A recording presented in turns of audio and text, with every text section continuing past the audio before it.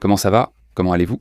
Nous commençons avec ce son étrange de la VB-76, cette station mystérieuse russe, également connue sous le nom de la station de la fin du monde. Eh bien, elle a présenté cette activité et maintenant elle surprend avec une chanson étrange dont on ne parvient pas à déterminer la nature. La VB-76, également connue sous le nom de The Buzzer, est une station de radio russe à ondes courtes qui émet sur la fréquence 4625 kHz depuis les années 70 sans interruption. C'est-à-dire depuis l'époque de l'Union soviétique, ce signal existe, d'après les rapports. Eh bien, ce signal change extrêmement rarement, surtout que maintenant, parfois, il diffuse des codes, comme des sons, des chiffres, des mots-clés. Le but apparemment n'a jamais été confirmé, n'a jamais été officiel, mais le fait qu'il existe depuis 50 ans, quelque chose comme ça, eh bien c'est impressionnant. On pense que cela pourrait être des communications militaires internes, un système de mort automatique, comme ils l'appellent aussi en cas d'attaque nucléaire. Aussi un mécanisme pour réserver cette fréquence au cas où ils en auraient en besoin.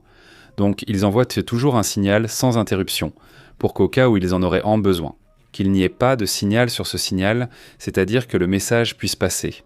Donc cela pourrait aussi être une sorte de preuve de vie. Certains opérateurs pourraient être essentiels, évidemment, pour des questions d'espionnage. Depuis décembre 2025, des mouvements, sons et codes étranges sont apparus. On a même diffusé Le Lac des Cygnes de Tchaïkovski, une œuvre qui a historiquement été associée à des événements graves en Russie.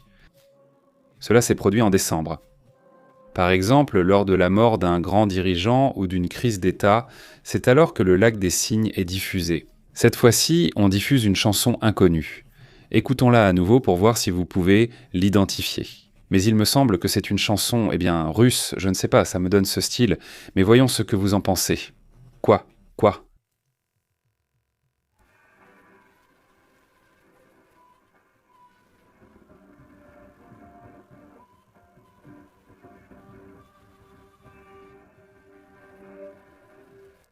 C'est une chanson un peu ancienne? Non, quelque chose comme ça, je ne sais pas. Très ancienne, non. Non, parce que dans les années 70, c'était quelque chose comme ça? Non. Le meilleur, oui. Les années 80, c'était. Les années 70, c'était ça. Ce n'est pas très clair quelle langue c'est. Pour moi, ce n'est pas clair. Parfois, ça me semble italien, parfois non. Une chanson d'amour, ça oui, définitivement une chanson d'amour comme ça, déchirante, vêtements, rien de ce genre, de ce José, du genre José, mais bon, qui sait de quel pays. Et donc, certaines personnes pensent qu'ils ont peut-être piraté le compte, c'est-à-dire la station de radio, que peut-être ce serait un piratage, parce que oui, ça attire l'attention. Oui, ce n'est pas le genre de choses qu'ils diffusent habituellement, exactement. C'est quelque chose de différent. Et surtout le fait que ce soit aujourd'hui, parce qu'on va évidemment parler de ce qui se passe en Russie. Mais des groupes de radio amateurs, des observateurs tiennent des registres depuis des années de tout ce qui se passe et essaient de donner une interprétation à ce genre de signaux étranges. Le comportement récent réactive l'alarme des analystes, parce qu'ils craignent que ces schémas puissent être le prélude à une opération clandestine ou un signal d'alerte interne, au sein de l'appareil russe. C'est, et cela continue d'être, un style très à l'ancienne, très à la manière de l'Union soviétique. Et cela, c'est en vérité assez curieux, assez étrange. Maintenant, dans tout ce sujet, allons à ce qui se passe en interne, parce qu'on commence à parler en Russie de la fin des ayatollahs et de toute cette situation.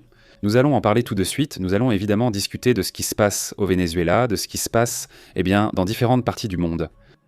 Passons à d'autres sujets. Merci à la communauté déjà en direct, j'espère que le son est bon. Et donc s'il vous plaît, dites-nous vos théories sur ce que cette situation pourrait signifier. Au fait, il y a justement un sondage sur le sujet du régime des ayatollahs. Nous vivons le début de la fin du régime iranien. Laissez votre réponse là-bas, s'il vous plaît, restez très attentifs à cela. Passons à une autre information, un autre sujet important.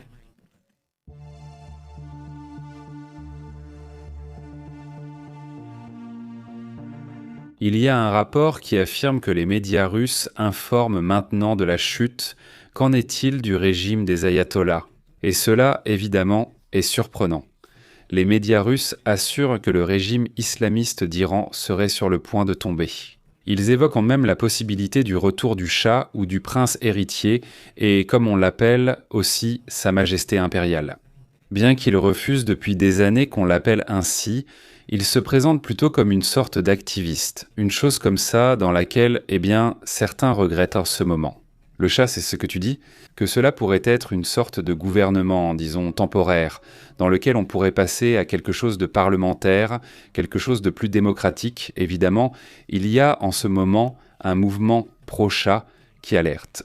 L'Iran qui non seulement l'alerte, mais puisque les Russes parlent déjà de la fin d'un régime comme celui de l'Iran, le fait qu'ils retirent des diplomates, même d'Israël. Que les Australiens aussi, et si les Australiens ont prouvé quelque chose avec le temps, c'est qu'ils ont, un bon niveau en matière de renseignement. Disons alors, quelles informations ont-ils ? Il semblerait que cela, soit imminent. Pas exactement. Oui, on ressent beaucoup de tensions dans l'air. Beaucoup de blogueurs russes parlent aussi, du danger que représente la perte de l'Iran. Ils ont déjà perdu le Venezuela avec Nicolas Maduro, même si je pense que cette perte reste relative. Mais beaucoup le considérèrent déjà comme une perte au début, et maintenant, s'ils perdent ce qui est le danger, cette connexion qu'ils ont avec le gouvernement iranien, pas avec le peuple, avec le gouvernement, oui, ils perdraient une valeur, enfin pas avec le peuple, au final, l'Iran leur apporte. Les Shahed, ils ont ce qui est un contact dans les questions énergétiques, etc. Et que tu restes un partenaire, au point même qu'ils ont fini par signer une sorte d'accord similaire à l'OTAN. Et ils ne l'ont pas signé une seule fois, ils l'ont signé 2 fois, c'est-à-dire qu'ils l'ont signé l'année suivante, et l'année d'après, ils ont ratifié l'accord. En théorie, si l'Iran est attaqué, la Russie le défend automatiquement, et inversement, si la Russie est attaquée, l'Iran la défend aussi. Ça, je ne le vois pas pour le moment, sincèrement. Et regardez, pour illustrer cette situation, il faudra parler de ce qui se passe à l'intérieur de l'Iran, ainsi que de la mise à jour de ce qui se passe aussi à l'intérieur de la Russie. Mais aussi des messages qui viennent des États-Unis à destination de ce pays, n'est-ce pas ? Nous allons tout de suite parler de ce sujet et, avant de passer à cette question, juste un mot là-dessus. J'aimerais que nous regardions cette image, non ? Cette image vient des États-Unis. Rapidement, parce que nous allons aussi parler de ce sujet dans un instant, nous allons l'analyser, mais on voit de fortes protestations, là-bas à Minneapolis, aux États-Unis. Ceci à cause de ce que l'Immigration and Customs Enforcement a fait à une femme, une citoyenne américaine. Ils lui ont tiré dessus. Ils ont littéralement arrêté son visage. Et donc des milliers de personnes, le même gouverneur, le même maire, ont condamné cette action. Cela a même suscité la possibilité d'une procédure de destitution contre la responsable, la secrétaire à la sécurité, Noémie. Christina.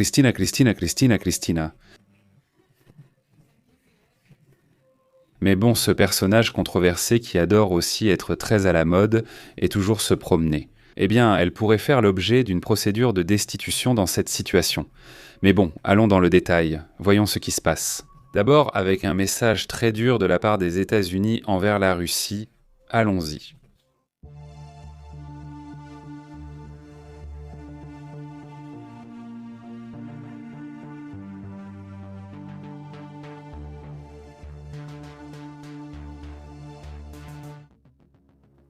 Regardez, allons dans le détail de ce qui se passe dans le monde et de ce qui se passe dans ce cas-là en Russie. Et le message qu'ils envoient, depuis les États-Unis. Lindsey Graham. Ce député a lancé un message très dur à la Russie, dans lequel il affirme que Donald Trump a approuvé une sanction mondiale contre le pétrole russe. Il affirme que par ce geste, les États-Unis soutiennent le projet visant à sanctionner les pays qui ont acheté du pétrole brut à la Russie, y compris la Chine, l'Inde et le Brésil. Lindsey Graham a confirmé sur son compte Twitter qu'après une réunion avec Donald Trump, le président de ce pays a donné son feu vert à un projet de loi bipartisan. Les démocrates et les républicains veulent sanctionner la Russie pour la guerre en Ukraine.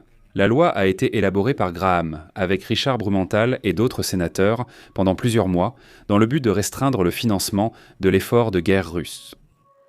Lindsey Graham a fait preuve de patience, tout comme les démocrates qui ont soutenu cette initiative avec les républicains. Mais Donald Trump avait à ce moment-là une grande proximité avec Vladimir Poutine, mais les circonstances ont radicalement changé et maintenant Donald Trump se trouve dans une telle situation. C'est la position la plus dure qu'il ait eue envers la Russie. D'ailleurs, certains experts considèrent déjà que ce mouvement avec le navire serait la plus grande attaque de l'histoire des États-Unis contre la Russie. Autrement dit, ils voient cela comme quelque chose de vraiment fort, non ? Le fait de saisir un pétrolier dans les eaux internationales, oui, ils le voient non comme une affaire évidemment très grave, et surtout parce que c'est un défi, c'est vraiment un énorme défi. Mais en même temps, le même jour, Graham fait cette annonce. Une loi sur laquelle Lindsey Graham travaille depuis des années, littéralement. Et l'objectif est de punir économiquement les pays qui achètent du pétrole russe bon marché, c'est ce que dit Graham. Il finance la machine de guerre de Poutine et de Trump. Il aurait maintenant le pouvoir d'imposer des sanctions à des nations comme la Chine, l'Inde ou le Brésil si elles continuent d'importer du pétrole brut russe. Graham affirme que l'Ukraine fait des concessions pour la paix, tandis qu'il accuse la Russie de continuer à ôter la vie à des innocents. Et de ne faire aucune concession, il n'a fait aucune concession. Jusqu'à présent, il n'y a aucune concession de la part du Kremlin. Et ce qui est certain, c'est que si cela est approuvé, le rôle des États-Unis dans cette affaire serait très agressif et affecterait au niveau mondial des pays comme la Chine, le Brésil. C'est-à-dire, on irait essentiellement vers le Brexit, c'est-à-dire que le Brexit serait fortement touché, très affecté. Sauf s'ils n'achètent pas de pétrole. Par exemple, l'Inde a déclaré ne pas vouloir en acheter et insiste sur le fait qu'elle s'approvisionne déjà ailleurs. Mais cela devrait être vérifié, parce qu'ils ont déjà triché à d'autres occasions, en mélangeant le pétrole en Malaisie et ensuite en l'exportant comme s'il était propre, pour ainsi dire. Mais cela ouvre la plus grande friction diplomatique entre les États-Unis et la Russie. Mais il pourrait aussi y avoir des frictions entre le Brésil, l'Inde et les États-Unis, voire avec la Chine. Graham souligne que ces sanctions auraient un grand impact, car le pétrole russe est la source clé des opérations militaires en Ukraine. Soudainement, il y a eu comme un effet, très étrange, très différent de ce qui était en cours. Donald Trump est très doué pour semer la confusion, n'est-ce pas ? Ou alors il agit vraiment en fonction de la direction du vent, non ? Si le vent l'emmène d'un côté, il va de ce côté-là, et si le vent l'emmène de l'autre, il va de l'autre côté. Allons-y. Le point, c'est que, du point de vue de ses intérêts, ce mouvement. Autant la question de Maduro, la question de ce qui se passe en Iran et la question du pétrole, ce sont les mêmes choses. Comme si les 3 nouvelles les plus dures qui pouvaient arriver à la Russie lui arrivaient. Mais en même temps, oui, et cela, c'est ce que disait aujourd'hui Sergueï Lavrov. Et donc, cela est anormal, disait-il depuis là-bas. Oui, bien sûr. J'étais vraiment choquée. Il n'y a pas vraiment eu de réponse très claire, pas d'action précise que la Russie allait entreprendre. Il y a évidemment eu un commentaire, une réaction de mécontentement, mais pas de « nous allons faire ceci » ou « nous allons faire cela ». Rien du tout, n'est-ce pas ? Évidemment, cela attire beaucoup l'attention. Maintenant, nous allons être attentifs à la réaction de la Russie, parce qu'évidemment, sa réaction ne sera pas forcément directe ou forcément très claire. Il se peut que, soudainement, on observe certaines choses étranges, quelques piratages inhabituels par-ci par-là, c'est-à-dire la réaction. Je ne sais pas comment cela arrivera, mais je verrai sûrement une réaction. Aujourd'hui a aussi été une journée très axée sur ce qui se passe avec le pétrole au Venezuela, sur ce qui se passe évidemment avec le Groenland, et cette affaire est également très sérieuse. Presque personne ne parle déjà du sujet, comment ça s'appelle, là-bas au Yémen, qui est un chaos, c'est vraiment grave. Nous avons parlé de ce sujet, mais passons à d'autres points, passons aussi à d'autres questions importantes.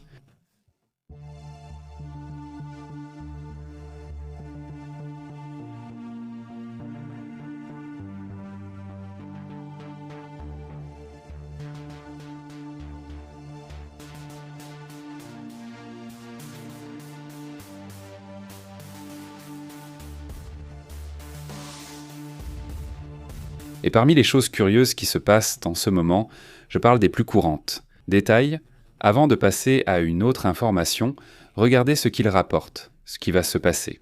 Eh bien, il y a déjà eu une invitation de la part de Donald Trump à la Maison-Blanche à propos de ce pétrole. À Petro, c'est très étrange, non? Parce qu'on les a déjà vus, je dirais même depuis des mois, ils se disputent depuis des mois.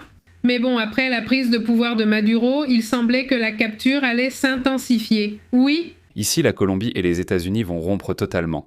Aujourd'hui, une réunion a eu lieu où des représentants du gouvernement des États-Unis ont été informés, notamment au sujet du Venezuela.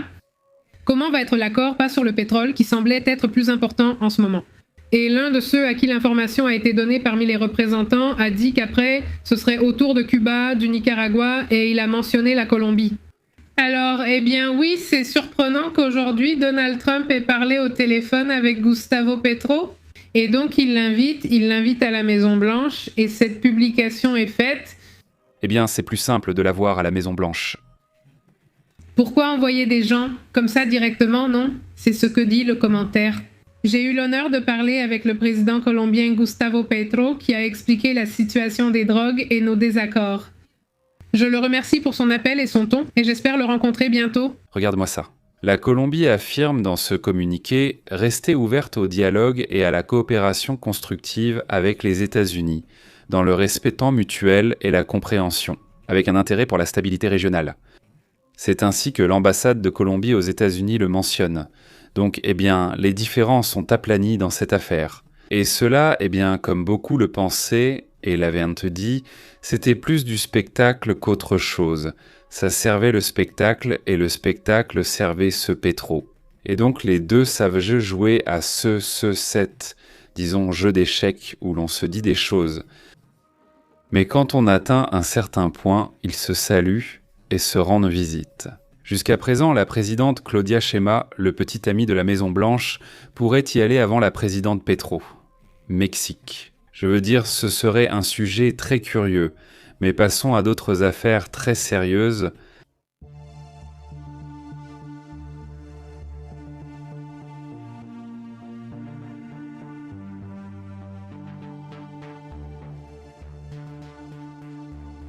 Il dit « Que se passe-t-il avec la question du Groenland ? On a demandé aux troupes danoises de tirer d'abord et de poser des questions ensuite. Après qu'on ait appris que les États-Unis pourraient peut-être avoir la possibilité d'envahir le Groenland, un pays de ce genre, un pays ami européen.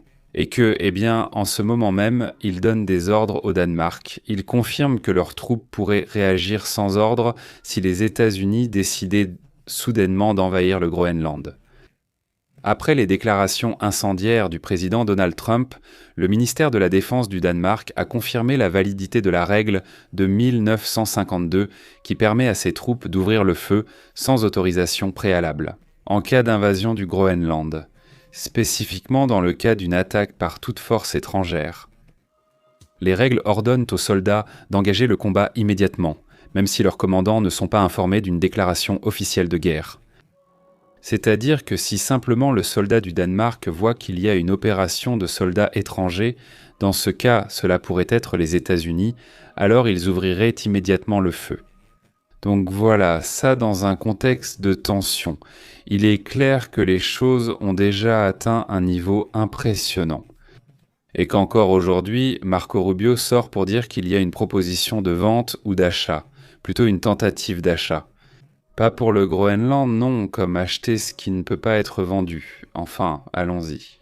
Que cela n'appartient pas à une entreprise, mais en tout cas aux Danois et surtout à ceux qui vivent là-bas, aussi à l'intérieur du Groenland. Cela fait des siècles que c'est contrôlé par le Danemark. Ce n'est pas un sujet qui, enfin, allons-y, non. C'est comme quelque chose que je sais qu'ils ont depuis très peu de temps et rien d'autre. Ils ont ça depuis des siècles. Aujourd'hui, un sénateur, un représentant est sorti en disant que la situation du Groenland, du Danemark et des Danois était bien un peu floue, qu'il n'est pas très clair qui est le propriétaire. Autrement dit, ils essaient de justifier cet achat ou cette prise de ce territoire. Et bon, c'est vraiment triste de voir que certains sénateurs et représentants sont prêts à justifier cela. Allemagne, Royaume-Uni, France, amis de toujours des États-Unis, ont déjà entamé des discussions urgentes avec le Danemark, selon des sources européennes. Ils évaluent les mesures possibles qu'ils pourraient en prendre au cas où cette tension s'aggraverait. Ils se préparèrent à agir alors qu'on parle d'une possible rupture de l'OTAN. Oui, malgré toutes les mauvaises nouvelles pour la Russie, celle-ci a été, selon moi, la meilleure pour les Russes et Vladimir Poutine. Parce qu'il dit, si cela arrivait, il lui rendrait un service parce que cela finirait tout simplement. L'OTAN disparaîtrait du jour au lendemain et l'Europe se retrouverait, dans ce cas, sans la défense des États-Unis. Il devrait encore accélérer davantage la possible défense des Européens. Groenland, dit-il, n'est pas à vendre, déclare le gouvernement danois, car il a immédiatement réagi, il s'est exprimé. Surprise, dit le gouvernement danois, et il a réitéré que ce territoire danois n'est pas à vendre. Aussi, le secrétaire d'État, Marco Rubio, a évité d'écarter l'action militaire et n'a pas nié l'existence de plans concrets, bien qu'il ait déclaré qu'il ne parlera pas de cette intervention avant une réunion avec le Danemark au Groenland. Ils veulent te parler du sujet, ces réunions doivent être gênantes, ce ne sont pas vraiment des conversations. Je ne sais même plus si on peut les appeler diplomatiques, mais comme on dit, la diplomatie est une guerre en cravate. C'est ce qui se passe entre le Danemark et les États-Unis. Et que se passe-t-il dans la tête de Starmer, le Premier ministre du Royaume-Uni, du même chancelier allemand ou du président français Macron ? Face à un pays qui, en ce moment même, leur tourne le dos, n'est-ce pas ? D'abord, il tournait en le dos avec Vladimir Poutine. Maintenant, ce n'est plus le cas. Il est redevenu l'ennemi de Poutine. Mais maintenant, c'est face à cela, face à ce qui est contre les règles internationales. Non, j'ai déjà sauté le... Le jour de ce message d'aujourd'hui sur Twitter, vraiment honteux, non ? Je veux dire, encore comme un petit enfant. Ce n'est pas pour ça, mais quand tu le dis, c'est parce que c'est pour ça. Alors oui, oui. Il va briser une relation qui dure depuis de très nombreuses années et cela va affecter l'image des États-Unis. Cela affecte déjà l'image des États-Unis dans le monde. Sur d'autres sujets également importants, les alliés de l'Arabie saoudite au Yémen sont en train d'expulser ou expulsent du gouvernement. C'est-à-dire les alliés des alliés de l'Arabie saoudite au Yémen expulsent déjà un séparatiste soutenu par les Émirats arabes unis. Ils sont donc en train de se livrer à de fortes tensions. Y a-t-il déjà une décision de destituer ce personnage que nous avons montré aujourd'hui, Al-Zabouipei ou quelque chose comme ça, ce monsieur qui dirige le Conseil de transition? Nous voyons déjà cette carte qui montre comment est le Yémen en ce moment. C'est-à-dire, le Yémen est, même s'il y a plus de divisions, pratiquement divisé en 3. En ce moment, les Houthis sont de ce côté, dans cette zone se trouve, disons, le groupe officiel. C'est-à-dire, le gouvernement constitutionnel est celui qui contrôle cette zone, ici. Ce petit bout qui est ici, quoi. Et ce petit bout avec un port contrôlé par le gouvernement officiel. Le reste, ce sont les Houthis, et ici il y a un autre groupe rebelle, il y a déjà des tirs, il y a des attaques pour essayer d'éliminer ce chef qui se rebelle dans toute cette zone. Cet homme est soutenu par les Émirats arabes unis, l'Arabie saoudite soutient le gouvernement constitutionnel de ce pays, et les Houthis sont soutenus, comme vous le savez, par les Iraniens. Alors, le Yémen est-il divisé en 3 ? Une crise qui dure depuis des années, et maintenant on n'entend plus beaucoup parler des Houthis. Mais les problèmes persistent. La division est énorme et ce qui compte, c'est ce qu'on attend, et c'est le plus important. On redoute que cela devienne un conflit dépassant une guerre par procuration. Une guerre par procuration est une guerre menée depuis un autre pays, dans une région différente. Je ne frappe pas ce pays en lui-même, mais je frappe un autre pays, qui est mon ennemi, à travers ce pays qui sert d'intermédiaire, pour ainsi dire. Donc ici, il y a une guerre entre 3 pays, à part le Yémen, non, sans compter le Yémen, non, sans compter le Yémen. Ici, il s'agit d'une guerre opposant l'Arabie saoudite et les Émirats arabes unis à l'Iran. Donc c'est un vrai chaos ici en ce moment. À part le Yémen, oui, à part le Yémen et à part les Houthis. Et à part les Houthis, exactement, qui ont déjà formé comme un gouvernement. Ils ont ces divisions très dures, pour le dire ainsi, pour que ce soit un peu plus clair. Dans la zone verte, le conseil de direction présidentielle est soutenu par l'Arabie saoudite. Ici, le conseil de transition du Sud est appuyé par les Émirats arabes unis. Et ici, ils sont à Sanaa, qui est la capitale, là se trouvent les célèbres Houthis. N'est-ce pas qu'ils sont considérés comme un groupe terroriste par de nombreux pays, n'est-ce pas ? C'est ça ? Tous les pays ne les voient pas pareil, certains les qualifient de rebelles, d'autres non. Jusqu'à présent, à part peut-être l'Iran, mais en dehors de l'Iran, personne ne les considère ainsi. Et la Russie non plus ne les considère pas comme un gouvernement, n'est-ce pas? Mais la Russie, l'Iran, oui. Eh bien, c'est un sujet assez intéressant, mais passons à ce qui se passe au Venezuela, qui est aussi très intéressant.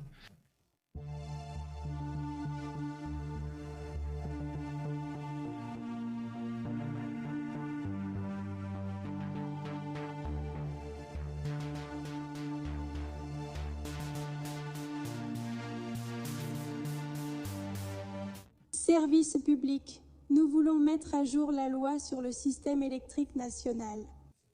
Eh bien, Delcy Rodriguez, en ce moment, celle que le régime considère actuellement comme la présidente, non, selon ce qu'elle dit. Le tribunal assure et annonce un processus d'amélioration du système électrique du Venezuela. L'un des secteurs où le blocus aurait causé le plus de dégâts, selon sa propre version. En même temps, des messages très durs sont envoyés par Diosdado Cabello, qui, d'un côté, Delcy veut montrer une image où, soi-disant, elle va négocier avec les États-Unis l'envoi du pétrole et d'autres choses, y compris une possible transition. Mais d'un autre côté, Diosdado montre plutôt tout le contraire. Voyons ce que dit Diosdado Cabello, écoutons un peu ses messages. Bonsoir à tout le Venezuela, nous vous saluons d'ici dans une émission spéciale avec le Mazo Dando, émission numéro 557. Eh bien, c'est là que commence cette émission, avec un ton plus sérieux que d'habitude, très différent de ce que c'est normalement, plus sérieux. Disons dans ce sens, avec cette idée de l'émission, avec le Mazo Dando loin des autres, des tons moqueurs et menaçants. Et tout cela, eh bien, on a transmis un message très différent de l'habitude, plus contenu pour ainsi dire. Évidemment, avec le temps, et comme ça s'est passé, j'ai commencé à prendre confiance, comme si ça devenait un peu intense à la fin. Mais évidemment, ils veulent transmettre ce message d'unité au sein des divisions qu'ils vivent en ce moment là-bas au Venezuela. Que se passe-t-il au Venezuela? Aujourd'hui, nous faisons un sondage en pleine émission, où la communauté commentait que ceux qui contrôlent déjà en ce moment à l'intérieur du Venezuela, ce sont les États-Unis. À 52%, c'est ainsi que Marco Rubio a été voté. Ils assurent qu'ils préparent une attaque militaire à Cuba et en Colombie. Cela aussi, eh bien, a attiré l'attention aujourd'hui, ainsi que ce que dit ce Rick, Seba Rick Scott, le député qui a également lancé un avertissement dans lequel il disait que maintenant c'est au tour de Cuba, c'est-à-dire qu'après la stabilisation du Venezuela, ce sera au tour de Cuba et du Nicaragua, envoyant aussi un message très dur envers, en fait, les trois dictatures qu'il y a ici en Amérique latine. Qu'est-ce qui a été annoncé? Qu'est-ce qui a été? D'ailleurs, dans ce message aujourd'hui, dans cette émission, Diosdado annonce que ceux qui ont perdu la vie lors de l'assaut contre le Venezuela emmènent Maduro avec eux. Le nombre a déjà augmenté à 100 personnes actuellement. Ils recherchent encore des corps. La situation est donc grave, n'est-ce pas? De son côté... En supposant qu'ils disent la vérité... Oui, bon, en supposant qu'ils disent la vérité, eh bien, Trump a annoncé aujourd'hui que le Venezuela n'achètera désormais que des produits fabriqués aux États-Unis. C'est-à-dire, cet accord, le pétrole vendu servira seulement à acheter des produits américains. Aujourd'hui... Je l'avais déjà dit, oui, ça va se passer ainsi. Mais tu le disais, mais lui, il l'a déjà confirmé, non? Oui, et ça attire beaucoup l'attention? Non? Oui, c'est ça. En plus, imagine les prix d'un produit des États-Unis au prix auquel ils le vendent, avec l'argent que les gens gagnent au Venezuela. Je veux dire, comment vont-ils faire? Non. Je veux dire, ça va être... Super bon marché, non? Donation? Oui. Ce produit importé des États-Unis est déjà payé grâce au pétrole du Venezuela. Oui, alors ils vont l'envoyer et ils vont voir si... Ou le Venezuela le paye avec son pétrole? Oui, le Venezuela paie, mais ils feront aussi payer les gens en disant « tu dois le payer ». C'est ainsi que ça devrait être. C'est ce qu'ils ont annoncé, qu'une partie, en fait, ça va être une distribution d'argent et malheureusement, seulement une petite partie arrivera au Venezuela. Mais bon, c'est tout. Il y en a juste assez pour 3 oranges, tu vois? Incroyable, non? Mais le bénéfice ira aux produits achetés, surtout aux États-Unis, chez Walmart par exemple, et ça servira, tu sais quoi? Approvisionne-moi de tout ce qu'il faut, des quantités de nourriture, et tout ça va partir là-bas. Non. Dans l'un des points, Diosdado disait que, soi-disant, l'une des armes, l'une des attaques, aurait touché des dépôts de médicaments. Apparemment, non. Donc il y a le manque que... L'Inde, et je ne me souviens plus quel autre pays avait envoyé des médicaments justement pour venir, pour soutenir, parce que sinon, ils n'en avaient ni pas. Presque une série de choses qui se sont passées en ce moment. Mais le point, c'est que les achats vont être financés par le pétrole. Après les commissions sur les bénéfices, de la récupération de ce qu'est l'industrie pétrolière, qu'y avait-il là-dedans? C'est-à-dire que, oui, c'est compliqué. Le sujet indique que le gouvernement intérimaire du Venezuela, désignant celui de Delcy, va livrer entre 30 et 50 millions de barils. Il faudra voir donc à quoi cela correspond exactement. D'ailleurs, Chevron vient littéralement de publier des offres d'emploi pour le Venezuela. Donc Chevron a déjà eu cette conversation avec Donald Trump. Aujourd'hui, il va avoir une conversation avec Trump, avec certaines entreprises pétrolières. Et apparemment, Chevron a déjà ouvert la porte à cette possibilité parce que beaucoup disaient non, tant qu'il n'y aurait pas de stabilité politique. Parce que, bon, demain, il se peut que tout change du jour au lendemain. Et toi, tu as déjà investi là-dedans aussi. Alors, eh bien, en ce moment, Chevron a déjà repris ses opérations et cherche des employés pour Maracaibo. Là-bas, au Venezuela, ça progresse. Ce point devient intéressant. Abordons d'autres aspects importants de cette affaire.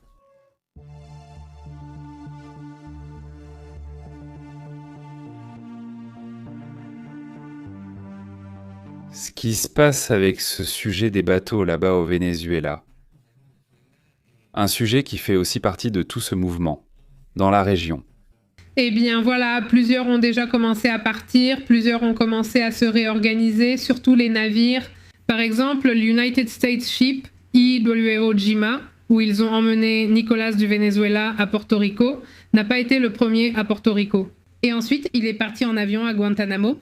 Ou l'inverse, l'United States Ship Iwo Jima et l'United States Ship San Antonio sont déjà partis et traversent actuellement les eaux de Cuba dans l'Atlantique. Ils ont déjà communiqué sur leur fonction de défense. Plusieurs navires sont revenus, dont un au port de base de Norfolk dans les semaines à venir. Les navires resteront, certains au commandement sud des États-Unis, toujours présents et continueront à rester dans les Caraïbes. Mais est-ce qu'il y a eu du mouvement des navires?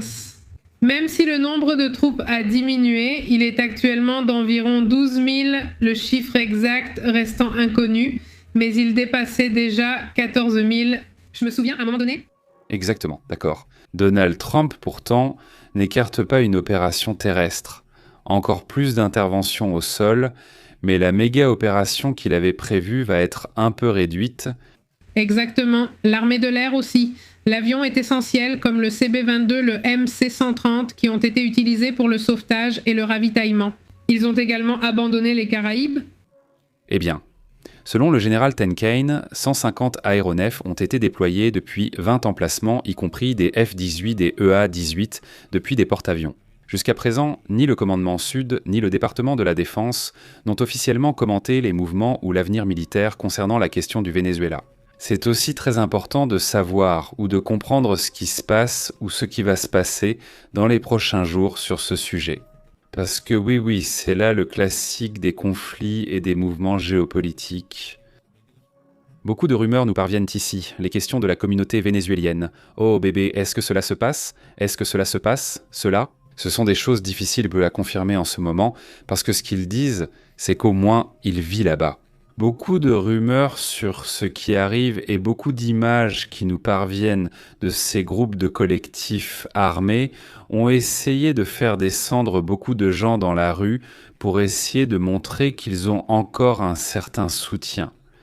Cela fait aussi partie du travail que fera la même Delcy pour montrer qu'il y a de l'unité ou qu'il y a quelqu'un qui les soutient, qu'il y a un secteur de la population qui les soutient.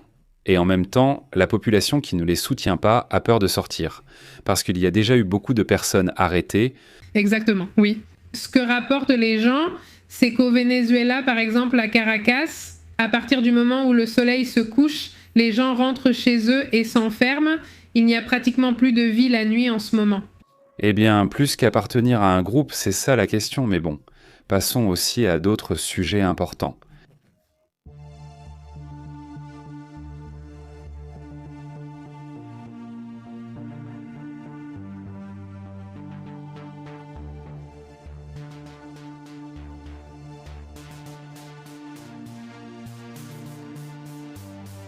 À Minneapolis, il y a eu une situation très difficile aux États-Unis. Parce qu'on lui a tiré dessus, et ça nous en avons déjà parlé à l'époque. Dans l'après-midi, une femme citoyenne américaine qui protestait avec d'autres personnes contre les mouvements a été abattue. On disait à Liz de partir d'ici, il voulait aller chasser. Eh bien, la dame a payé de sa vie, le policier du bon côté, celui de Liz, ne dit rien. C'est qu'il m'a lancé la camionnette. C'est-à-dire, et oui, si tu regardes à la vidéo, ça dépend de l'angle, parce qu'il y a plusieurs prises, on dirait qu'il passe devant elle. Évidemment, elle était encerclée, la personne n'avait pas d'arme, c'était une femme de 37 ans. C'est vraiment typique des États-Unis. C'est-à-dire, on ne voyait pas qu'elle avait l'intention de faire du mal à qui que ce soit. Elle protestait, elle était en colère, il lui tire dessus, et en plus, il tire pour tuer, n'est-ce pas ? En gros, la colère du maire est impressionnante, la colère des gens, du gouverneur. C'est-à-dire, les gens disent dehors l'Immigration and Customs Enforcement, ils demandent qu'il y ait la garde nationale là-bas pour protéger les citoyens de l'Immigration and Customs Enforcement lui-même.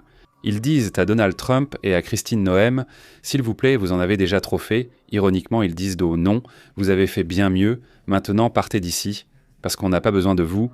Ils disent à Donald Trump et aussi à Christine Noem. Nous n'en avons pas besoin dans l'État, enfin dans la ville de Minneapolis, mais en général dans l'État, ils n'en ont pas besoin. Et donc voilà. Et cela peut mener à une procédure de destitution. Exactement, Robin Kelly, qui est une députée, prévoit déjà d'envoyer des articles pour une procédure de destitution contre la secrétaire à la sécurité intérieure. Christine Noem est-elle encore en poste après cet incident et des articles de destitution ont-ils été proposés? Cela a-t-il suffi à l'arrêter? Elle a transformé l'Immigration and Customs Enforcement en une force malhonnête, violant la Constitution, séparant des familles et laissant la mort derrière elle. Ce n'est pas le premier cas, mais le premier aux États-Unis. Il y en a déjà eu ailleurs. Les autres étaient des immigrés, donc moins remarqués, mais celui-ci attire l'attention car c'est une Américaine. Elle est portée disparue. Par exemple, des hispaniques ou même des non-hispaniques, c'est-à-dire des gens d'autres pays, pas de « ah oui, qui restent portés disparus pendant des mois ». C'est-à-dire qu'il y a effectivement toute une série de questions. Même des touristes qui ont été arrêtés et qui sont ensuite détenus là-bas pendant des semaines dans des conditions terribles. 5 Mexicains ont déjà perdu la vie. Imagine, 5 Mexicains qui ont perdu la vie. Le tourisme a énormément chuté, le tourisme international. Pour cette raison, parce qu'il y a toute cette mauvaise image des mauvais traitements qu'ils subissent. Maintenant, c'est presque peu importe d'où tu viens. Donc la situation, oui, c'est aussi ça. C'est que, la situation a empiré essentiellement à cause de la très mauvaise gestion de Christian Noem dans toute cette affaire. Oui, et bon, le commentaire qu'il fait après que cet événement se soit produit est aussi tout à fait répréhensible. Pareil pour Donald Trump, qui dit essentiellement, selon eux, que c'est une vieille folle de la gauche, non? Et le pauvre de la Drug Enforcement Administration. Elle a dû aller à l'hôpital, mais elle est vite sortie et est maintenant avec sa famille. En plus, un médecin présent a dit « Laissez-moi l'examiner, je peux vérifier ici si elle va bien ou peut survivre. » Et ils n'ont pas permis au médecin de s'approcher. Et ça, c'est déjà exagéré. Je veux dire, la personne est-elle déjà allongée là-bas? Oui, peut-être qu'elle était déjà morte. Mais le médecin aurait pu agir et ils ne lui ont même pas permis de l'examiner. Ça montre aussi qu'il y a toute la volonté, toute l'intention, n'est-ce pas? C'est aussi un sujet terrible. Situation critiquable, pas très bonne, car je ne sais pas non plus. Être présidente, c'est aussi faire preuve d'empathie, même si on n'est pas d'accord avec l'autre. C'est compréhensible, non? Mais oui, enfin, ce qu'il dit et ce que disent plusieurs, comme Chris et Noem, qui a été critiqué, qui l'a aussi immédiatement mise dans la case de terroriste, cette dame, alors qu'on ne savait même pas assez de la situation. On ne savait absolument rien. Mais tu t'impliques déjà. Oui, ça, un secrétaire à la sécurité ne peut pas le faire. Enfin, mais bon, on vit des temps très étranges à ce niveau-là.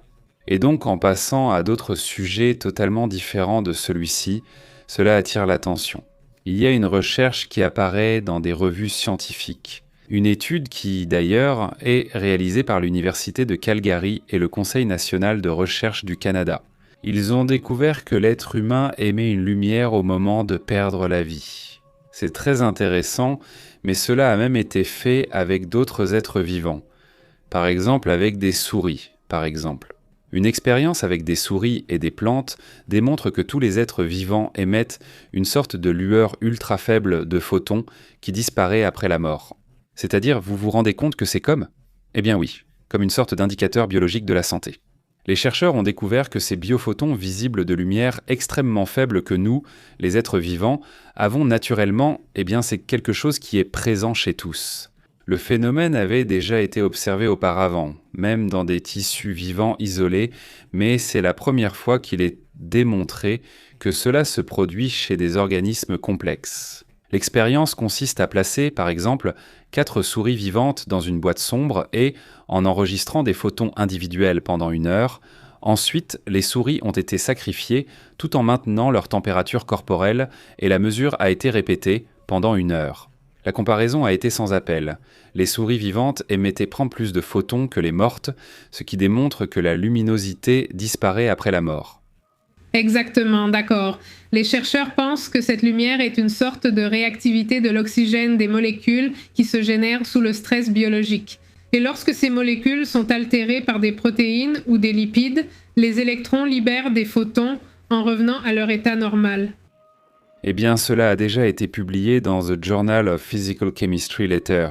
Cela suggère que nous brillons vivants, avons une lueur, puis cessons de briller en mourant. Un sujet curieux, en tout cas très intéressant et pertinent dans ces domaines, puisque nous parlons de sujets scientifiques. Allons-y. Eh bien, ils ont également réussi le premier pontage coronarien, qui est minimalement invasif selon ce qu'ils disent. Eh bien, ils disent que cela va changer la question des opérations, surtout dans les endroits où l'on ne dispose pas des outils nécessaires pour effectuer des interventions plus complexes. En gros, c'est une nouvelle technique. Ils disent que l'innovation est sans précédent pour la médecine cardiaque. L'équipe de l'Institut national du cœur et l'université d'Emory aux États-Unis ont réussi le premier pontage coronarien mini-invasif, sans avoir besoin d'ouvrir le thorax du patient. En effet, la procédure a été effectuée sur un homme de 67 ans ayant déjà subi plusieurs interventions pour une valve cardiaque défaillante.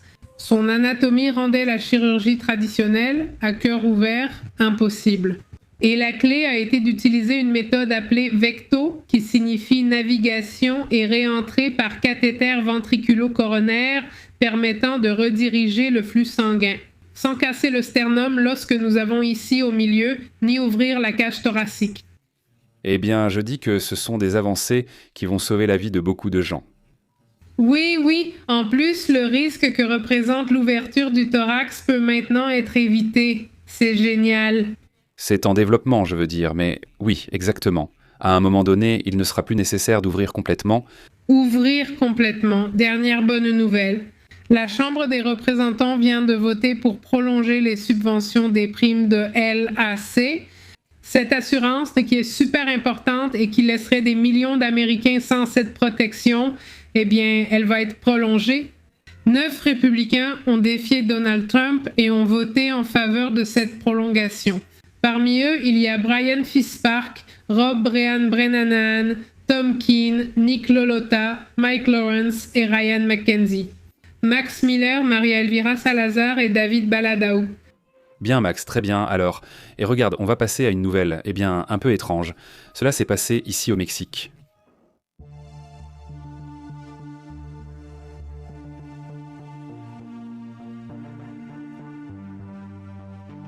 Sachez qu'ils en ont parlé dans différents médias mexicains, dans lesquels cette femme n'aurait pas eu ou aurait essayé de vendre comme de la ferraille un objet en métal qu'elle a vu, a-t-elle dit. Ils vont sûrement me donner un peu d'argent pour cette ferraille que j'ai ici. Et il s'avère qu'on lui dit, eh bien, ce morceau de ferraille, ce n'est rien de moins que ceci, ici, un missile. Cela s'est passé à León, là-bas à Guanajuato. La découverte d'un engin militaire a entraîné des évacuations et la fermeture des routes dans le nord de León après l'activation de cette opération de sécurité. Eh bien, c'est une de ces choses curieuses qui, ont attiré l'attention en ce moment. Et bon, d'abord, elle va où elle veut, heureusement là où elle voulait vendre. Ce n'est pas comme s'il s'en était rendu compte, a-t-elle dit. Non, madame, mieux vaut porter ça aux pompiers, non. Cette femme de León, Guanajuato, a donc alerté les autorités en tentant de vendre ce qu'elle croyait être de la vieille ferraille, sans savoir qu'il s'agissait d'un missile militaire. Les faits se sont produits lorsque cette femme, qui vit dans le nord de León, s'est retrouvée chez ses voisins parce qu'ils avaient signalé un objet suspect. Et évidemment, toute l'opération de sécurité a commencé. Cette femme a d'abord emmené le projectile dans un endroit où l'on vend de la ferraille, là où ils achètent du métal non typique. Et donc, ils le trouvent étrange. Et on lui dit qu'il vaut mieux aller voir les pompiers. Ils lui diront à qui le vendre. Et à la caserne de pompiers, ils se rendent compte que c'est le missile et ils doivent appeler les spécialistes du déminage. Car c'était très dangereux et la femme se promenait comme si de rien n'était. Comme si de rien n'était. Selon les versions locales, la femme ignorait l'origine et la nature de l'engin, qu'elle aurait reçu avec d'autres matériaux recyclables. Non, elle ne transportait pas que ça. Cela se passe à Guanajuato, au centre du pays. C'est étrange, non? Qu'une chose pareille se retrouve entre les mains d'un civil parce que ça aurait pu exploser à tout moment, une chute ou autre. Une enquête est en cours pour comprendre comment ce projectile militaire a fini chez des civils. C'est tout de même exceptionnel, non? Je veux dire, ce n'est vraiment pas courant d'entendre ce genre d'histoire.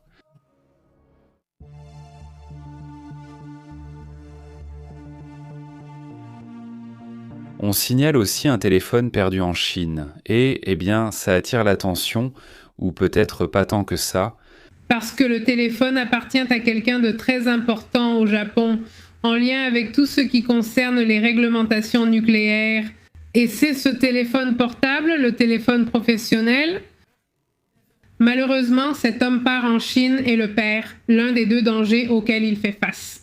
La première, c'est la perte des informations contenues dans ce téléphone portable et la seconde, c'est la perte de données critiques de sécurité qui s'y trouvaient. C'est une employée de la NRA qui a perdu son téléphone lors d'un voyage personnel, c'est-à-dire qu'elle a emporté son téléphone professionnel lors de ce voyage personnel. Et l'appareil? À part la Chine? La Chine, oui. L'appareil semble effectivement assez suspect. L'appareil contenait les contacts des personnes responsables de la sécurité nucléaire au Japon et le téléphone a été perdu. À l'aéroport de Shanghai. Il a été détecté 3 jours plus tard, ce qui a augmenté le risque d'un accès non autorisé. C'est-à-dire que quelqu'un l'a déjà ouvert parce qu'on a détecté 3 jours plus tard que quelqu'un l'avait allumé. Maintenant, la NRA n'exclut pas qu'il y ait déjà eu une fuite, même si pour l'instant on ne sait pas s'il a été ouvert. Pour voler l'appareil ou simplement pour l'effacer et le vendre. Il ne demande pas d'atterrissage? Eh bien, il y a aussi un deuxième scandale, encore plus grave. Chubu Electric Power a admis avoir manipulé des données sismiques pour faciliter la réouverture de la centrale nucléaire à Omaoka. Cela attire évidemment aussi l'attention. Oui, bien sûr. L'entreprise a sélectionné les données favorables sur les mouvements sismiques, c'est-à-dire les plus faibles, ce qui a évidemment sous-estimé l'impact qu'un méga-séisme pourrait générer. C'est bien, le Japon peut avoir un méga-séisme à tout moment, donc c'est super dangereux. C'est scandaleux. L'autorité de régulation nucléaire parle de falsification et exige aussi une révision complète de la sécurité dans cette centrale. Oui, même si je dis qu'il y a de la corruption partout et qu'ils affirment qu'au Japon tout le monde est honnête, il y en aura certainement beaucoup. C'est plus rare. C'est plus rare, mais il y a aussi de la corruption. Et ce n'est pas la première fois qu'une centrale nucléaire... Souviens-toi de Fukushima, il y a aussi eu plusieurs mouvements curieux qui ont eu lieu au moment de commencer. Ne pas permettre à personne de vérifier, vouloir tout contrôler eux-mêmes, cela a aussi généré beaucoup de mécontentement dans cette affaire. Dans ce cas, il s'agit essentiellement de modifier des données pour que ça continue à fonctionner. Je me suis rappelé l'affaire Nissan, c'était pareil, Volkswagen aussi, et puis voilà. Le problème avec ça, c'est que cette centrale est située sur une plaque qui est super dangereuse, ce n'est pas n'importe où. C'est une zone à haut risque sismique. Et bon, après Fukushima, je pense que le Japon ne veut plus revivre la même chose. Je ne pense pas, mais on va y aller. Je crois qu'ils devront vraiment s'en occuper. Et bon, parmi les choses curieuses d'aujourd'hui, on rapporte ces images qui montrent beaucoup de gens armés. Non, eh bien c'est pour ça que les gens ne savent pas exactement. Je ne sais pas s'ils le sont, mais ça continue un moment, non? Et ils passent des gens avec des armes longues. Évidemment, cela est très préoccupant. Ce qui se passe en ce moment au Venezuela, nous le voyons aussi. C'est le gouverneur dont je vous parlais, le gouverneur de là-bas, comment il s'appelle? Du Minnesota. Oui, du Minnesota. Et en parlant du cas de Minneapolis, dont il a aussi parlé à ce sujet, écoutons un peu ce qu'il a à dire. Votre colère, je suis en colère. Ils veulent le montrer, mais nous ne pouvons pas leur donner. Si vous protestez et exercez vos droits du premier amendement, faites-le toujours pacifiquement. Hein? Eh bien, il dit qu'il est en colère aussi, que s'ils vont protester, il comprend parfaitement que les gens protestent, c'est tout. Qu'ils le fassent tranquillement, s'il vous plaît, non? Enfin oui, c'est ça. Oui, qu'ils n'aiment pas de prétexte. Non. Exactement, non, ça aussi, ce serait évidemment important. Il y a un message, et ça aussi c'est très intéressant, un message de ce que serait l'Est. Le prince héritier ne porte pas ce titre, comme nous allons l'entendre, il adresse un message sur la question iranienne. Toute la situation est intéressante. Eh bien, nous allons aussi voir les résultats du sondage dans un instant. Merci beaucoup pour votre participation. Aujourd'hui a été un jour qui, entre dans l'histoire. Comme, peut-être le plus grand défi que la Russie et les États-Unis aient eu, du moins au cours des 20 dernières années, au moins. C'est vraiment un sujet très intéressant. D'autres images sortent à propos de ce navire, le Vela, montrant comment ce mouvement s'est produit. Jusqu'à présent, rien de suspect n'a été dit sur ce qu'il y a à l'intérieur de ce navire. Non. Oui. Ce qui a surtout retenu l'attention, c'est que la Russie voulait leur envoyer un sous-marin et d'autres navires, mais il n'est pas arrivé à temps. Il n'a pas pu arriver, non, mais bon. Passons au message lancé par le prince héritier d'Iran et allons-y.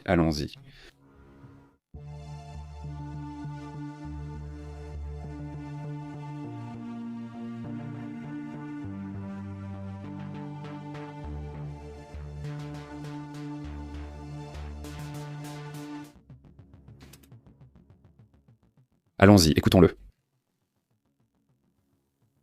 Ceci est un message direct adressé aux forces armées et de sécurité d'Iran.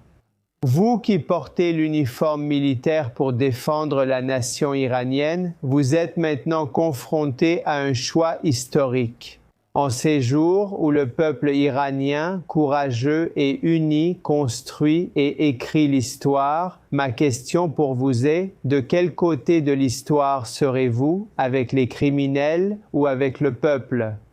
Il ne fait aucun doute que la République islamique, ce régime corrompu et oppresseur, tombera. La question est seulement de savoir quand elle tombera, et ce moment est plus proche que jamais.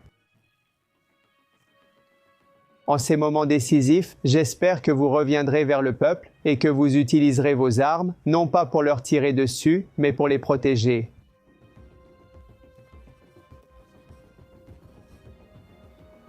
En le faisant, non seulement vous remplirez votre devoir national, mais vous protégerez aussi votre avenir et celui de vos familles. Il y a 6 mois, j'ai créé une plateforme de collaboration. Avec le nouveau soulèvement national en Iran et le grand nombre de nouvelles demandes, cette plateforme a été améliorée pour garantir que chacun d'entre vous reçoive une réponse immédiate. Si vous vous êtes déjà inscrit et que vous n'avez pas reçu de réponse, je vous demande de réessayer. Actuellement, la seule façon sûre de s'inscrire est de scanner le code QR. Pendant la diffusion en direct sur Iran International, c'est votre dernière chance de rejoindre le peuple et de séparer votre destin du navire en train de couler de la République islamique. Les oppresseurs du peuple et ceux qui tirent sur la population peuvent être certains qu'ils seront identifiés et punis. Ceux qui se rangent du côté du peuple iranien seront respectés et honorés dans le monde entier. Vive l'Iran! Vive l'Iran, dit le prince héritier. Ce doublage a été préparé pour que vous puissiez le regarder plus confortablement. En espagnol, évidemment, celui-ci est bon. Il y avait aussi ses sous-titres. Il me semble qu'en anglais, non. Comme vous pouvez le constater, il s'agit d'un message qui ne cherche pas à diviser. Ça me fait plaisir qu'il ne cherche pas à le faire parce que ça pourrait être très facile, c'est-à-dire mettre encore plus d'huile sur le feu, non. C'est-à-dire, il pourrait ne pas être clair, il pourrait être polarisant. Santé, santé, santé. Il en manque un, attendons. Continuez à 3. 2, voilà le troisième classique. Écoutez, le truc ici, c'est 4. C'est de se rappeler le truc ici. C'est que bon, on voit comme un personnage qui, face à ce qu'il est en train de vivre, pourrait jeter de l'huile sur le feu et il ne le fait pas. Je trouve que c'est correct, mais il essaie quand même de leur dire « Écoutez, mettez-vous du bon côté de l'histoire. Ne commencez pas à tirer sur les gens, non. » Et surtout maintenant qu'il était révélé que l'un de ces groupes paramilitaires a donné l'ordre de tirer sur ceux qui manifestent. Beaucoup d'entre eux ont refusé. Même la police de plusieurs de ces provinces commence de plus en plus à rejoindre les manifestations.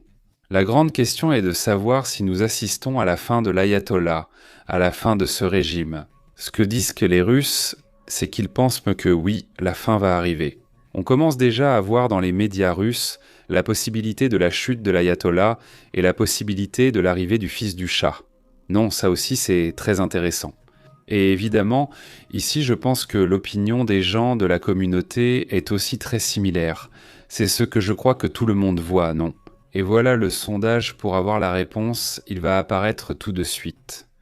Nous y voilà, nous assistons au début de la fin du régime iranien. S'il n'y a plus de retour en arrière, 53%, je ne sais pas, 20%, le régime résistera, 14%, il peut chuter, mais pas maintenant, 13% avec 600 votes.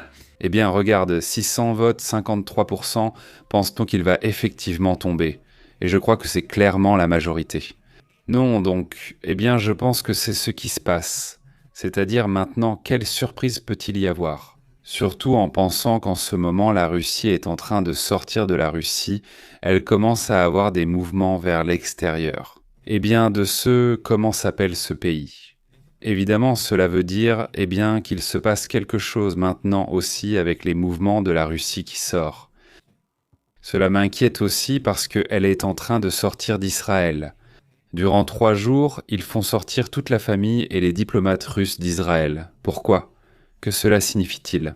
Ce ne sont pas quelques membres de la famille évacués par un avion, mais 3 ou 4 avions qui partent déjà successivement. Tu dis ça aussi, eh bien, évidemment, c'est quelque chose qui attire l'attention. Oui, ils se ressemblent vraiment, car comme on dit, les petits du tigre naissent rayés. Papa, il lui ressemble vraiment beaucoup. C'est surprenant vu l'histoire du père. Tu ne t'en rends pas compte ? Comment il était, n'est-ce pas ? Il y a d'ailleurs des faits très curieux, très intéressants sur cette personne dont j'aimerais vous parler. Non, avant de passer aux commentaires et à la discussion. Lui, avec son père ou son grand-père, on suppose qu'ils étaient comme des rois ou des empereurs. Donc lui, ce n'est pas encore son tour de gouverner. Son père a eu une petite part. Son père est décédé en Égypte. Son père est décédé en l'an 80, quand a eu lieu cette révolution en Iran, n'est-ce pas ? Et donc on sait plus ou moins comment ça s'est passé, comment l'histoire s'est déroulée, n'est-ce pas ? Mais il y a quelques points intéressants, disons, juste pour avoir des détails et en apprendre un peu plus sur le personnage.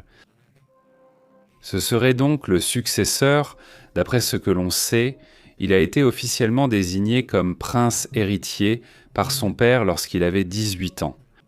Il était déjà considéré comme le futur Shah, mais la révolution islamique est arrivée et cela, évidemment, a tout changé.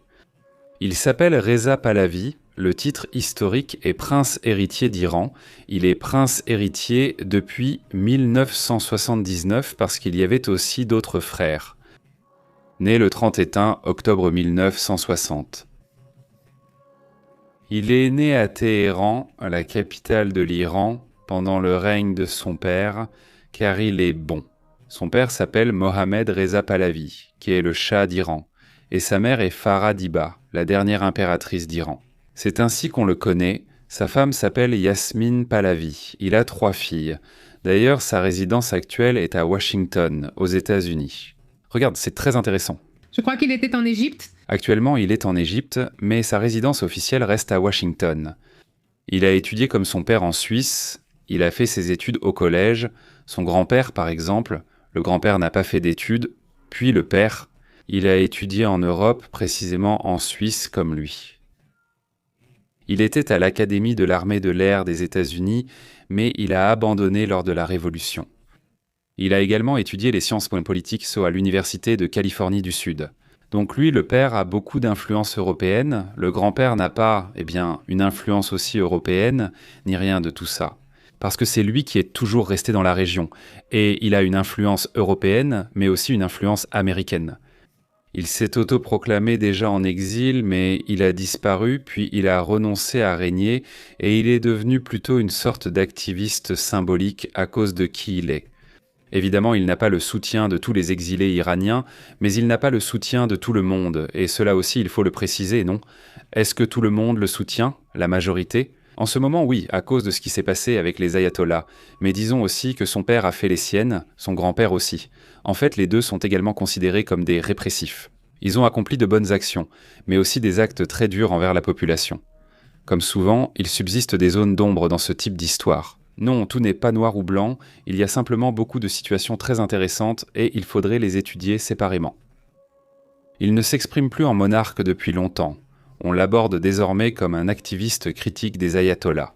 Et son image surtout a ressurgi en 2022, lors de ses manifestations très dures, et aussi en 2023, il est redevenu très actif et, avec ses manifestations, il l'est aussi beaucoup sur les réseaux sociaux et dans les médias. Et tout à fait. Et bon, s'il revenait, il dit qu'il n'est pas intéressé à devenir chat, mais s'il revenait simplement, aurait-il un problème? Ou devront-ils faire des changements? Là-bas, il n'a que 3 filles, pas de garçons, et selon la loi de la monarchie perse, il faudrait que ce soit un homme, celui qui le souhaite. D'ailleurs, Shah signifie roi, et son père était Shahanshah, quelque chose comme ça, un titre plus long comme Shahanshah, donc cela signifiait roi des rois. C'est le titre qu'il s'est donné lui-même. Donc c'était bien ça, des personnages très contradictoires, parce que d'un côté, ils étaient très très occidentalisés sur beaucoup de choses, mais en même temps, ils étaient aussi durs, comme des dictateurs, n'est-ce pas? Non, oui, c'est un personnage intéressant, le fils. Son profil diffère beaucoup de celui de son père et de son grand-père. Il me semble, et parce que... Ils ont vécu dans un autre système, n'est-ce pas? Non? Ils ne le voient pas de la même façon que leur grand-père ou leur père? Exactement, c'est un sujet passionnant. Comme d'habitude, on aime en discuter ici. On voit l'histoire se dérouler en direct, non? Et bon, passons aux commentaires.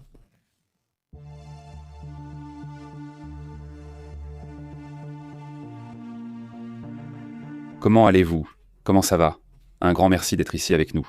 En nous accompagnant. Salutations, salutations, salutations à Horatio, qui doit revenir au début pour voir les titres qui sont là en ce moment. Nous sommes à la fin. Salutations à Eliseo, salutations. C'est toujours bon de rappeler à ceux qui sont nouveaux sur la chaîne. On commence normalement avec le titre, au moins avec l'un des titres, et ensuite pendant le direct. On commente le reste, et puis à la fin, quand il s'est écoulé environ 1 heure, on commence les commentaires.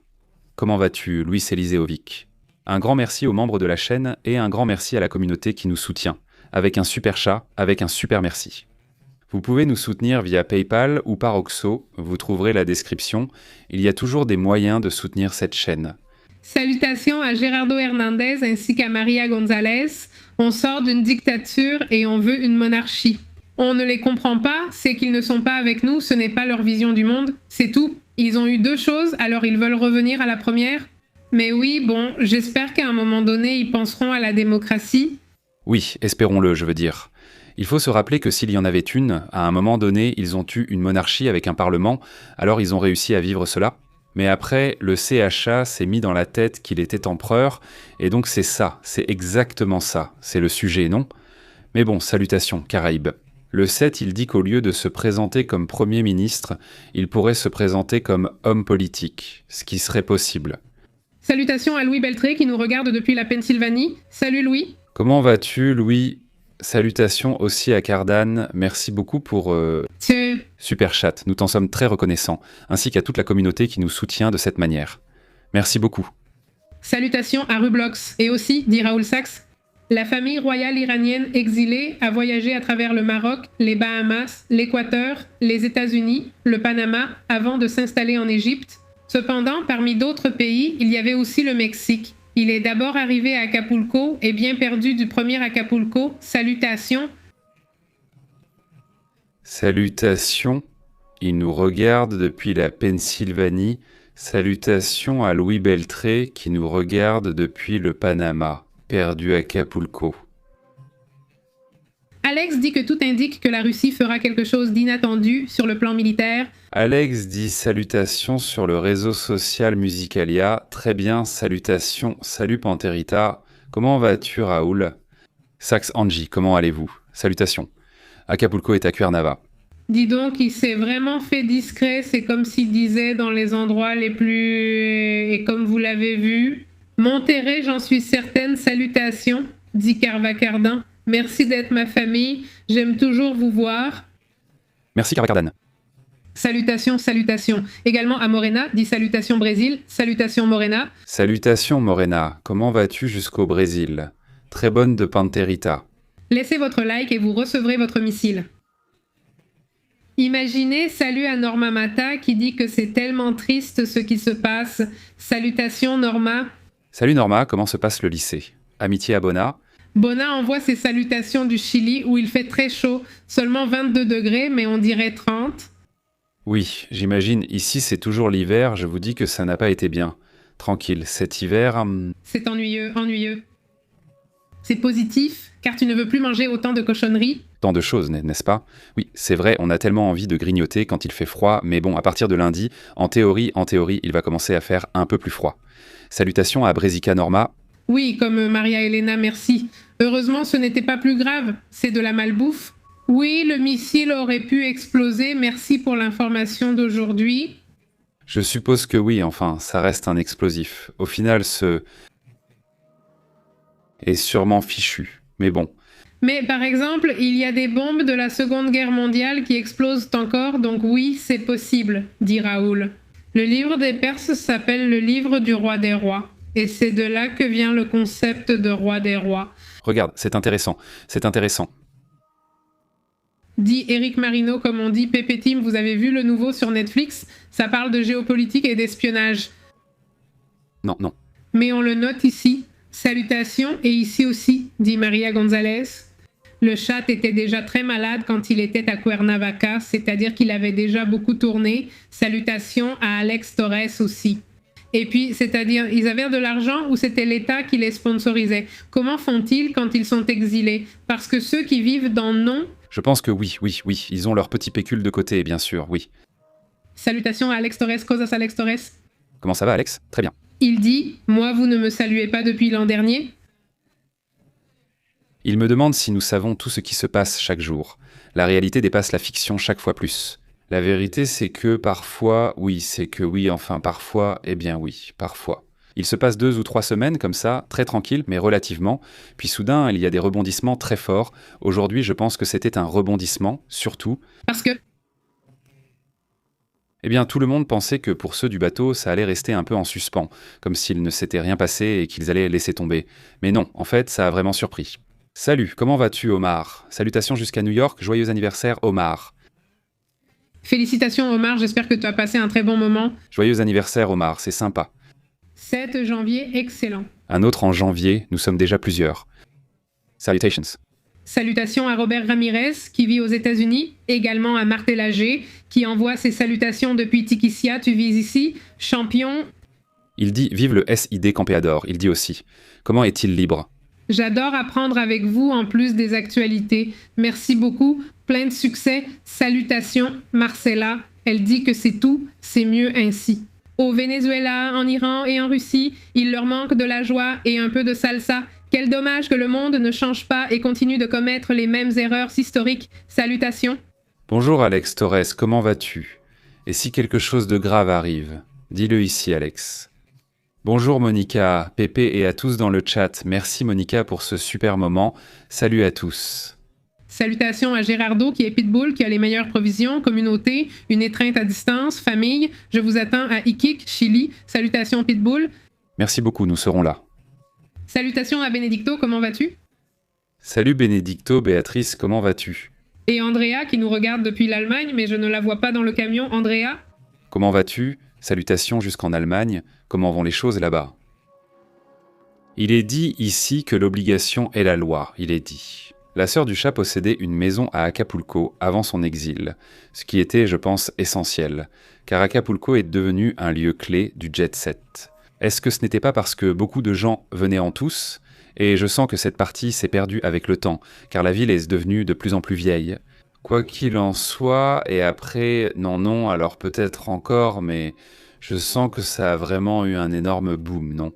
Salutations et plusieurs plages du côté du Pacifique, de ce côté, il dit.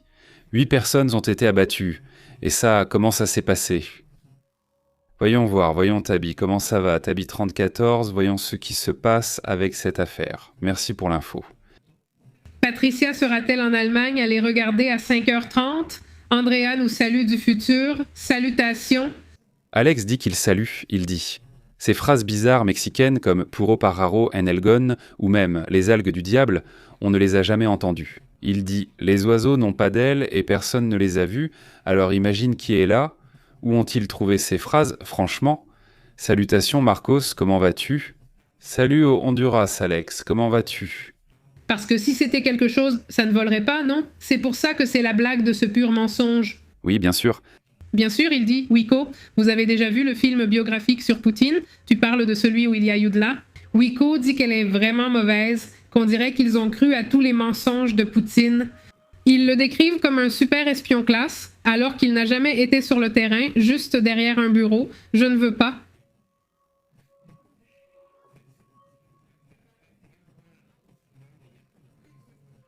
Lorient, quoi d'autre? Salutations à Sandra Guerrero qui nous suit depuis Bariloche, Patagonie, Argentine. Dit Alex Torres, ils doivent rester vigilants partout. Salutations à Libre Libertad et d'Hispanistan, dit-il. Salutations. Salutations, comment vas-tu? Très bien. Salutations à Agustina Cruz, un grand avocat. Resalutations. Merci beaucoup. Salutations à Béatrice Alvarez qui dit bonsoir. Salutations. Oh, je suis arrivée tard au début. Salutations Béatrice. Salutations à Agustina, Béatrice, Bénédicte, Andrea. Tu vois, je suis en train de voir ce que vous commentez.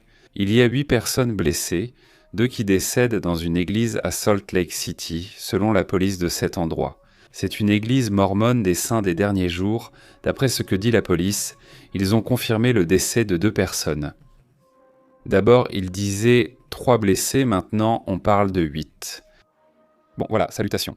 Là, il est dit qu'il y a eu une bagarre lors d'un enterrement. Sur le parking, il y avait un enterrement et soudain, des coups de feu ont éclaté. C'est-à-dire, c'était à cause de quelque chose là-bas. Quelque chose là-bas. Enfin, ce n'est pas un fou. Enfin, oui, c'est un fou, mais ce n'est pas un fou qui... C'est un... Fou qui tue sans connaître personne. Il y a de la rancœur. Nous allons voir plus tard. Salut Caribel, comment vas-tu? Salt Lake City. Cette fusillade aurait eu lieu, d'après les rapports, laisse-moi voir si c'est précisé, cela s'est passé à Salt Lake City, Utah. D'après les rapports.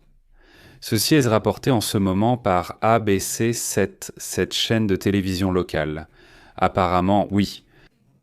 Dit Candy, je suis venu voir le signe de la fin du monde, mais je crois l'avoir raté. Candy, ne t'inquiète pas, tu peux recommencer depuis le début. Et si tu veux, tu peux regarder toute l'émission ou attendre que les commentaires se terminent et revenir à la fin, au début. Salutations Candy. Salutations Candy, très bonne journée. Salut à Marcos Galindo, comment vas-tu? Qui nous suit depuis le Honduras? Marcella est là aussi et pense que, vu tout ce qu'a traversé le prince héritier, il a apporté un changement positif à son peuple. Eh bien oui, c'est possible, salutations aussi à Roberto Ballesteros, il est aussi ici, dit-elle. Dans les années 70, Copulco était réputé dans la haute société où traînait Taylor. Il y avait aussi des groupes comme Presley, même si lui, c'était surtout les années 60, dit-elle. Panterita? 2625 répliques du séisme de magnitude 6,5 survenu à San Marcos Guerrero, dit Panterita. Beaucoup de salutations à collègues qui dit « Vive le Venezuela libre ». Salutations collègues, salutations collègues. Comment vas-tu? Très bien. Ce libre liberté dit « Quoi de neuf? Je suis à Lérida, il est 5h30 et il fait moins 4 degrés. Tu es gelé? » Salutations à Maria Gonzalez aussi. Et Andrea Patricia dit, qui n'est pas d'Allemagne, dit « Il fait trop froid cette année, la baisse des températures est quelque chose qui n'était pas arrivé depuis des années.